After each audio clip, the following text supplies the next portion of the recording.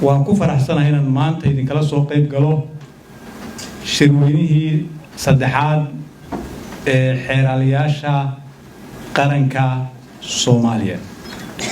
runtii waa madal muhiim ah saldhigna u ah xilgudashada iyo howlqabadka xafiiska xeeraliyaha guud ee qaranka iyo xafiisyada xeeralinta ee dowlad goboleedyada. xeeralintu guud ahaan qarankan qiimo weyn oo aan la koobi karin ayay ugu fadhidaa. waxaa si cad u bayaamiyey shaqooyinka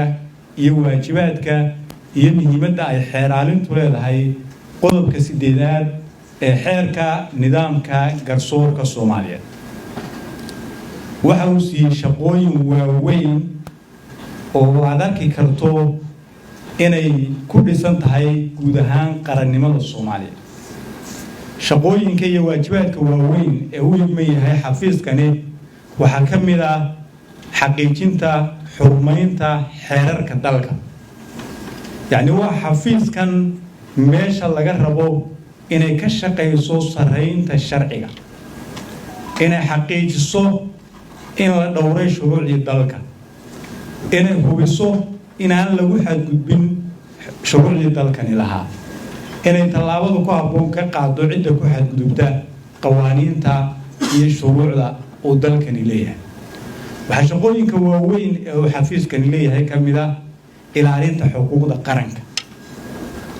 yacni qarankan dhan ee Soomaaliyeed dhowrista xuquuqdiisa iyo hay'adihiisa dawliga ah waxay ka mid tahay waajibaadka iyo shaqooyinka qaanuuniga ah ee sharci ee uu leeyahay xafiiska xeeraliyaha guud ee qaranka. waxaa kaloo shaqooyinkiina ka mid ah dhowrista iyo ilaalinta dadka Soomaaliyeed ee nugul. waxa uu waajib idinka saaran yahay kormeerka iyo korjoogtaynta iyo la socodka xabsiyada iyo meelaha dadka lagu xiro. waxaa kaloo shaqooyinkiina ka mid ah kormeerka iyo korjoogtaynta iyo dabagalka hay'adaha dambi baadhista. yacni waxaad qarankan u leedihiin muhiimad aad iyo aad u weyn oo aan la qiyaasi karin, oo gudashadeedu ay wax weyn ka bedeli karto soo celinta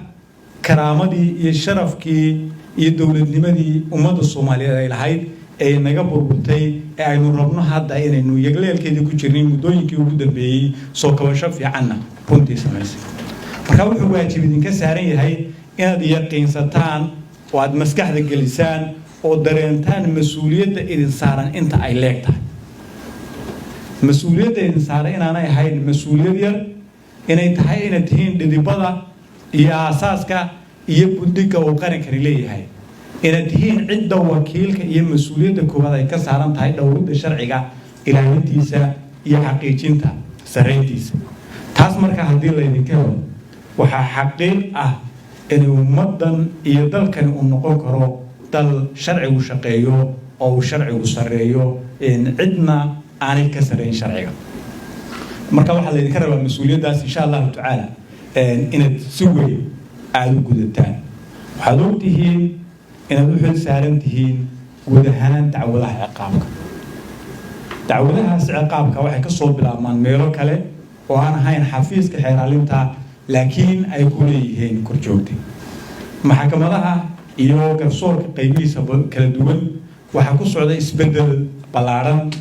oo kala duwan, iyadoo dabcan ay kala duwan yihiin awoodaha iyo halka ay kala gaadhsiisan yihiin marka la eego dowladda federaalka iyo dowlad goboleedyada. marka waxaa la rabaa xafiiska xeeralintu meeshu doonaha joogee isaguna inuu la jaan qaado halkaas, oo maxkamaduhu si ay cadaalad u gaadhaan waxay ku xidhan tahay waxa ka yimaada xafiisyada xeeralinta. haddii xafiisyada xeeralinta keyska ciqaabka ee uu ka imanaya uu yahay mid dhisan oo si fiican loo soo dhisay oo caddaymihiisii wata, waxaa laga yaabaa in cadaalad la gaari karo. laakiin haddii la dhayarsado amaba ay jirto aqoon darro ama ay jirto khibrad la'aan amaba ka gaabin mas-uuliyadda xeeralyaha laga rabo inuu xaqiijiyo keyskaasi inuu noqdo mid si buuxda u dhammaystiran, waxaa dhici karta in cadaaladii la gaari waayo. waxaa suurtagal ah inuu baxsado dembiiluhu waxaana suurtagal ah in dembilaawaha xabsi lagu rido amaba la dilo saas darteed waxaa la rabaa mas-uuliyadda intaa leeg inaad dareentaan waxaa la rabaa inaad la xisaabtantaan xafiisyada aad kormeerka ku leedihiin ee dembi baadhista waxaa la rabaa inaad kormeer joogtaa ku haysaan saldhigyada booliiska waxaa la rabaa inaad si joogtaa ula socotaan xaaladda maxaabiista ku jirta xabsiyada